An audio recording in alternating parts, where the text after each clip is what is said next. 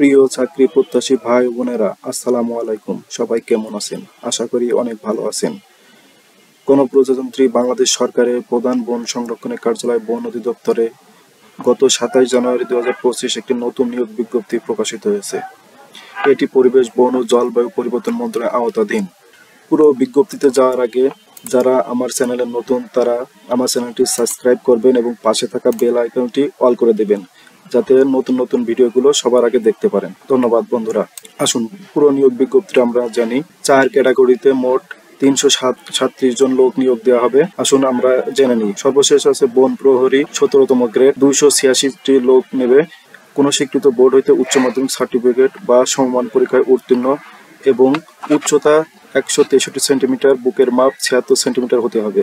আমি আবারও বলি, বন প্রহরী গ্রেড 17, 286 জন লোক নিবে। মাধ্যমিক পাস এবং 163 সেন্টিমিটার উচ্চতা এবং বুকের মাপ 76 সেন্টিমিটার হতে হবে। 3 নম্বরে স্পিড বোট ড্রাইভার গ্রেড 16, 13টি পদ। কোন স্বীকৃত বোর্ড হইতে মাধ্যমিক সার্টিফিকেট বা সমান পরীক্ষায় উত্তীর্ণ, স্পিড বোট ড্রাইভার হিসেবে 3 বছরের অভিজ্ঞতা অথবা কোন স্বীকৃত বোর্ড হইতে মাধ্যমিক সার্টিফিকেট বা সমান পরীক্ষায় উত্তীর্ণ এবং স্পিড বোট অপারেটর সনদধারী হতে হবে। গাড়ি চালক 25টি। শিক্ষাগত যোগ্যতা কোন স্বীকৃত প্রতিষ্ঠান হইতে 8ম শ্রেণী বা কোন স্বীকৃত বোর্ড হইতে জুনিয়র স্কুল সার্টিফিকেট বা সমমান পরীক্ষায় উত্তীর্ণ, বাংলাদেশ সড়ক পরিবহন কর্তৃপক্ষ কর্তৃক প্রদত্ত বৈধ ড্রাইভিং লাইসেন্স এবং হালকা ভারী যানবাহন চালানোর পারদর্শী হতে হবে। 1 নম্বরে রয়েছে ইঞ্জিন ড্রাইভার বা ইঞ্জিন ম্যান গ্রেড 12, বেতন গ্রেড 11,000 থেকে 27,300 টাকা পর্যন্ত, পদের সংখ্যা 13টি।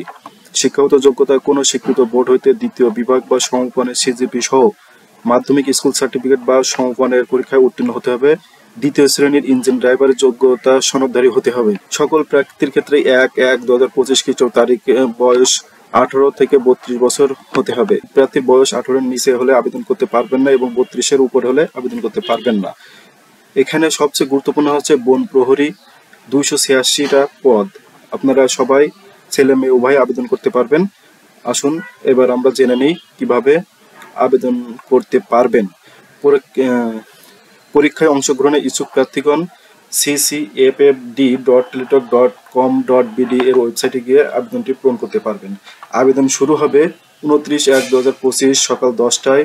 আমি আবারও বলছি, আবেদন শুরুর সময় 29/1/2025 সকাল 10টায় এবং আবেদনের সময়সীমা শেষ 2/3/2025 বিকাল 5টা পর্যন্ত। 2/3/2025 বিকাল 5টা পর্যন্ত।